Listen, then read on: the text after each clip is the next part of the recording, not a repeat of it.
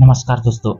आपने पिछले एपिसोड में सुना होगा रघु एक पुराने स्टेशन मास्टर थे और स्टेशन पर एक भुटिया स्टेशन पर एक रहस्यमय ट्रेन आते देखा।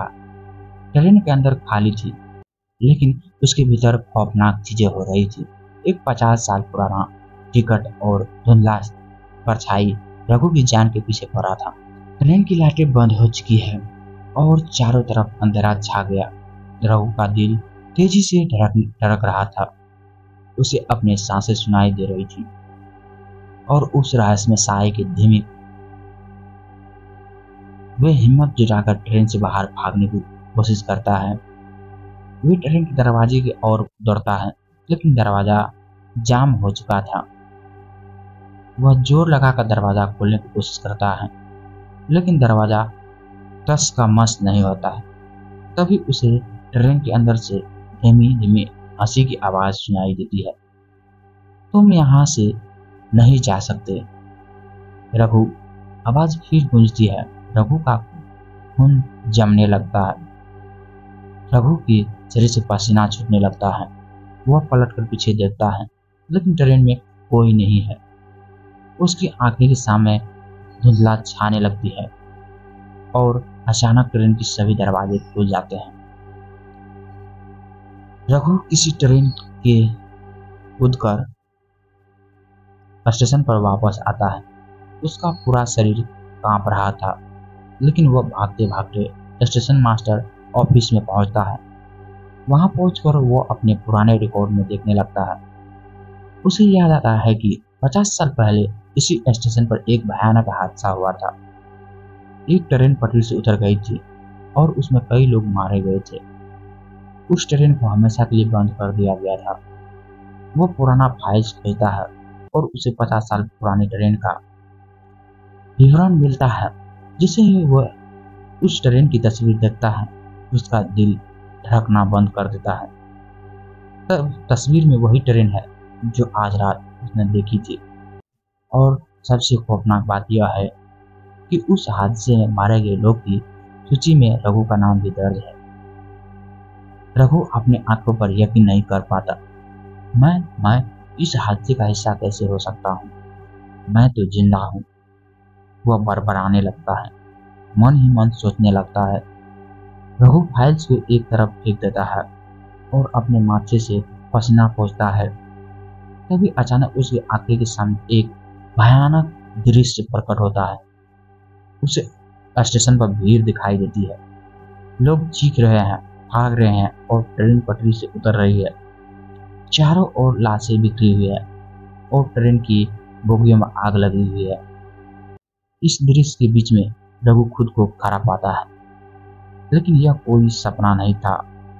वह खुद को मारे हुए लोगों के बीच में देखता है और वहां ट्रेन के मलबे के बीच में उसकी खुद की लाशें पड़ी होती है। यह कैसे हो सकता है? मैं तो जिंदा हूँ। रघु घबराकर अपनी आंखें बंद कर लेता है लेकिन जब वो आंखें खोलता है तो दृश्य गायब हो चुका होता है। रघु जैसे ही ऑफिस से बाहर निकलता है उसे ट्रेन के डिब्बों से फिर से वही खौफनाक परछाई दिखाई देता है। इस बार वो परछाई और ज्यादा अस्पष्ट है। वह धीरे धीरे स्टेशन पर उतरता है और रघु की तरफ बढ़ने लगता है। रघु पीछे हटता है लेकिन उसके टांग कांपने लगती थी। परछाई अब पूरी तरह से रघु के सामने खड़ा है। उसके चेहरे पर कोई भाव नहीं है लेकिन उसकी आंखें गहरी और डरावनी काली है। परछाई ने अपने ठंडे हाथ से रघु की ओर इशारा किया और धीरे से कहा, तुम्हारा समय पूरा हो चुका है रघु। रघु की सांसें तेज हो जाती है। मैं यहाँ क्यों हूँ? तुम कौन हो? साया ने धीरे से कहता है, मैं वही हूँ जिसने तुम्हें यहाँ बुलाया है।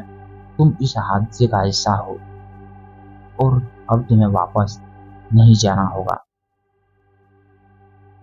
जहां से तुम आए थे। रघु खुद को एहसास हो चुका था कि जो कुछ भी हो रहा है वह एक भयानक सच है लेकिन उसके पास अब ज्यादा समय नहीं था। परछाई उसे घूर रहा था और उसकी आवाज़ें में एक अजीब सी कष्ट भरा था। अगर मैं मर चुका हूँ तो क्या मैं कभी इस जगह से बाहर नहीं निकल पाऊंगा? रघु ने कांपती हुई आवाज में पूछा। परछाई ने सिर हिलाते हुए कहा, तुम्हारे पास एक मौका है, लेकिन इसके लिए तुम्हें ट्रेन के आखिरी डिब्बे तक जाना होगा।